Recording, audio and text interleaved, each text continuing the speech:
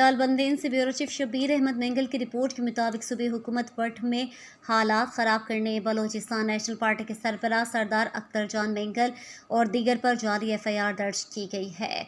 इन box मुकदमात के हवाले से BNP चाग़ी के रहनुमा साबिक वफाकी वज़ीर हाजी मीर मोहम्मद हाशिम नोती से दर्जनों कारकुनों समेत गिरफ्तारी देने दालबंदीन पुलिस थाना पहुंच गए। इस मौके पर हाजी मीर मोहम्मद हाशिम नोती से ने कहा कि वट में पार्टी कायद सरदार अख्तर जान मेंगल और वट ताजिर बरादरी के खिलाफ मुकदमात फौरी ख़त्म किए जाएँ। जब तक बॉक्स मुकदमात ख़त्म नहीं किए जाते मरहलावार गिरफ्तारी पेश करेंगे।